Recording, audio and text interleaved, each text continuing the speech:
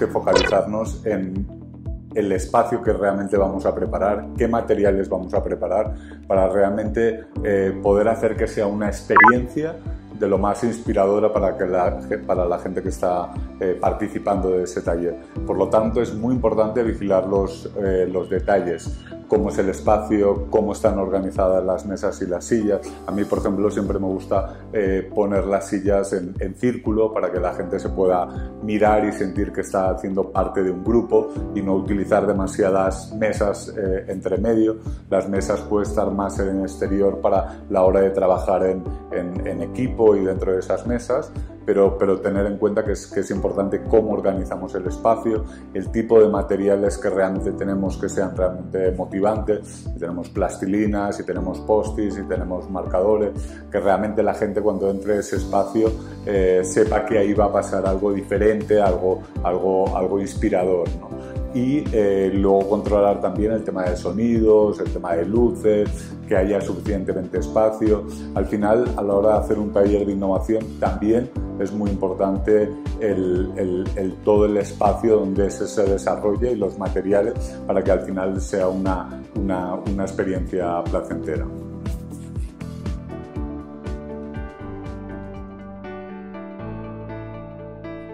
Uno de los materiales más importantes que vamos a ver en este curso es el lienzo de co-crear, que es una herramienta que hemos diseñado para ayudaros a guiar paso a paso en el proceso del taller para que consigáis los resultados esperados y deseados. Ese lienzo los podéis descargar con el material del curso y tenerlo impreso, sugerimos en gran formato, para que la gente pueda utilizarlo como una herramienta en el propio taller. El lienzo co-crear, como veréis, se compone principalmente de 4 partes. Una primera parte donde se explica más cuáles son los participantes, que es la gente que va a participar dentro del taller. ¿Cuál es el reto? Es muy importante a la hora de desarrollar un taller tener claro cuál es el reto que vamos a abordar, tener muy claro el foco creativo en el cual esperamos conseguir respuestas, porque si no tenemos claro ese foco creativo, la gente a la hora de desarrollar dinámicas va a generar diferentes ideas por diferentes lugares, va a hacer muchas preguntas y al final cuando acabe el taller no van a tener claro cuál es la conexión con lo que querían resolver. Entonces, tener claro el reto y el foco del taller, aunque sea muy cortito, de 1 hora, de 3 horas, da igual. Pero lo importante es que se tenga claro cuál es el reto y qué tipo de resultados esperan al respecto. Porque también uno de los grandes problemas de estos talleres es, al no tener ese foco, que la gente al final aporta muchas ideas, aporta muchos puntos de vista, se conversan muchas cosas, pero al final no se resuelven el reto y el problema que realmente se quería trabajar en el taller. Por lo tanto, es muy importante tener claro cuál es el reto que se quiere trabajar. Y ahí en el lienzo hay un espacio para que tú puedas realmente escribir cuál es ese reto que va a desarrollar el equipo. En la otra parte del lienzo hay tres fases, 3 partes más del lienzo que responden a las 3 fases de la metodología co-crear que tenemos en el Centro de Innovación, que es la fase de comprensión, la fase de creación y la fase de armado.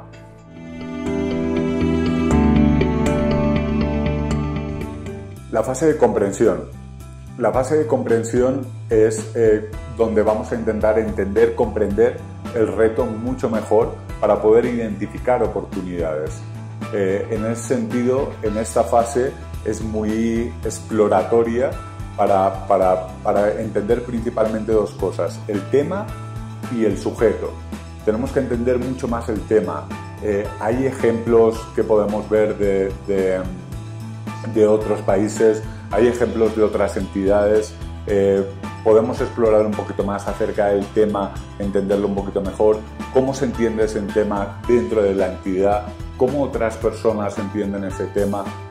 Por ejemplo, si estamos intentando mejorar un servicio, pues cómo hay ejemplos de ese servicio en otros países, hay digamos tendencias que nos puedan inspirar para entender mejor ese servicio. Entonces lo importante en cuanto al tema es saber mucho más del tema que estamos intentando trabajar. Y luego el otro es el sujeto, que es entender los diferentes actores que participan de ese reto que intentamos dar respuesta. Por actores entendemos desde el servidor, el ciudadano, la alta dirección, cuáles son esos actores que realmente están involucrados en el tema y luego cómo podemos entenderlo un poquito mejor. Por ejemplo, dentro del material anexo que tenéis al curso, uno de los ejercicios que proponemos es el mapa de empatía. El mapa de empatía es muy bueno precisamente para hacer empatía con ese actor que queremos entender un poco mejor.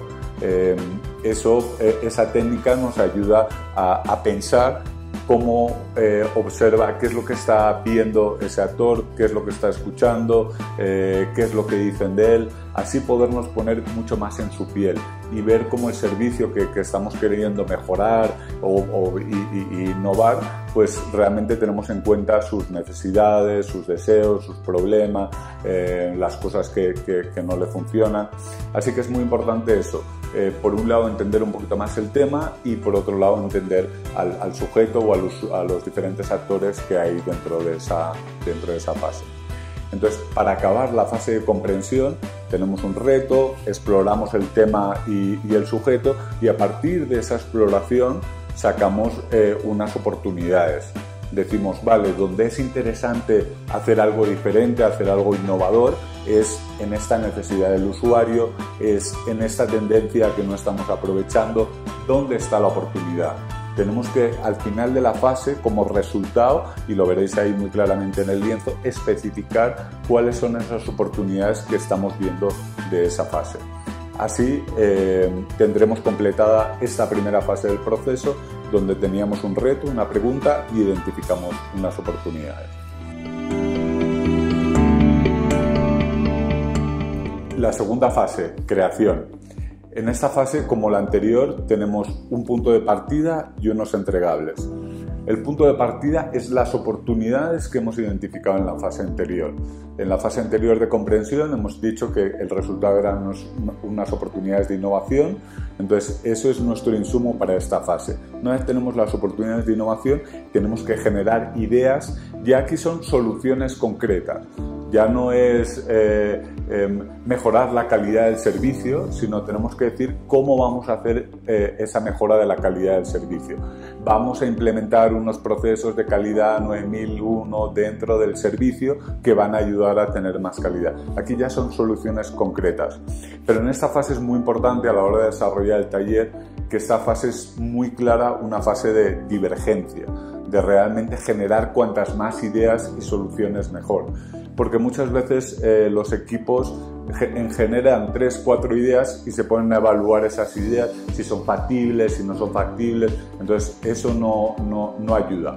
Tenemos que saber guiar al equipo durante unos minutos de ese taller, durante un largo tiempo, para que ellos generen cuantas más ideas mejor. Entonces en esta fase decimos que tenemos que suspender el juicio, tenemos que no evaluar y realmente tenemos que generar opciones. Para eso también en el anexo del curso tenéis un montón de ejercicios y de técnicas que podéis utilizar para ayudar al equipo a generar esas ideas. Por lo tanto, aquí lo importante es la cantidad de ideas que no tanto la calidad. Porque al final ya de esa fase, lo que vamos a hacer cuando tengamos 50, 100 ideas, vamos a evaluarlas. Y entonces con diferentes también ejercicios que os proponemos en el anexo, como temas de votación, temas de agrupación por afinidad, el equipo va a definir cuáles son las ideas que pueden tener más valor y que son más importantes para dar respuesta al reto que estamos trabajando. Y a partir de ahí seleccionaremos una, lo que llamamos nosotros la idea ganadora. Entonces, en esa idea ganadora, lo que vamos a hacer como entregable de esa fase es la anatomía de la idea.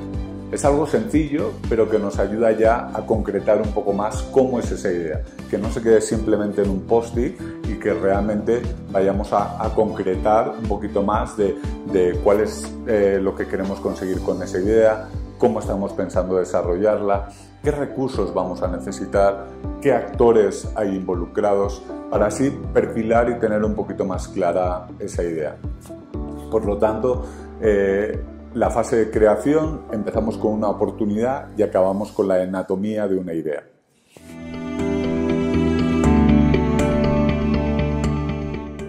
Y la tercera fase, la fase de armado. En esta fase ya tenemos una idea ganadora, la cual la hemos descrito en la fase anterior, y realmente lo que vamos a hacer en esta fase es detallar mucho más, prototipar esa idea para al final ver cómo la vamos a vender, no solo a nuestro usuario o al ciudadano, sino a otros actores dentro del proyecto. Porque es muy importante también tener claro que nuestros proyectos de innovación, nuestras ideas que salen al final de estos talleres, muchas veces primero las tenemos que vender internamente. Las tenemos que vender a la dirección, las tenemos que vender a otras áreas para que nos ayuden en la implementación o en la comunicación. Entonces tenemos que ser conscientes de que tenemos que hacer una estrategia de comunicación del proyecto a otros actores. Entonces en esta fase eso es lo que realmente vamos a ver. En esta fase empezamos con la anatomía de la idea como insumo, y luego hacemos varios ejercicios que tienen que ver mucho más con el prototipado, con el coger plastilina, con el coger diferentes elementos y construir en 3D ese producto o ese servicio, y a partir de ese prototipado compartirlo con otras personas para que nos puedan decir, ah, lo entiendo, no lo entiendo, oye, yo mejoraría esto. Entonces esos diferentes tips que ven otras personas, esos diferentes consejos que nos pueden dar, son muy valiosos para realmente irlos anotando y ayudarnos a mejorar nuestra idea, que ya no es una idea, ya es como todo un proyecto en el cual vamos a tener que comunicar a otros actores. Entonces, como resultado de esta fase es hacer una estrategia de comunicación a por lo menos un par de actores involucrados en ese proyecto. ¿Cómo se lo vamos a vender? Porque lógicamente no es lo mismo cómo se lo vendemos a un alto directivo que tiene en su mente mucho más los presupuestos, la estrategia de la entidad, el impacto, que por ejemplo al área de tecnología, que es quien realmente tiene que entender la solución, cómo la va a producir, qué funcionalidades va a tener. Entonces la manera de comunicar esa idea va a ser muy distinta. Entonces lo que os motivamos en esta parte del taller y en esta última fase es que realmente pensemos cuál es nuestra estrategia de comunicación para compartir ese proyecto y que realmente pueda seguir adelante. Entonces ya hemos visto las 4 partes que tiene el lienzo y las 3 fases del modelo co-crear que os tienen que ayudar a la hora de diseñar el taller. Tenéis que desde el principio del taller hasta el final del taller pasar por estas diferentes fases. Primero, lógicamente, pues como decía, focalizando en qué participantes y cuál es el reto, y luego desarrollando las 3 fases que con los insumos que tenéis en el anexo podéis ir viendo qué dinámicas y qué ejercicios vais a hacer en cada una de ellas. Para poder desarrollar, esto no es nada más que una herramienta, entonces para poder desarrollar el taller hay que tener en cuenta varias cosas que son muy importantes para poder realmente crear una experiencia, como decía al principio, que sea realmente, que se consigan los objetivos que estamos buscando.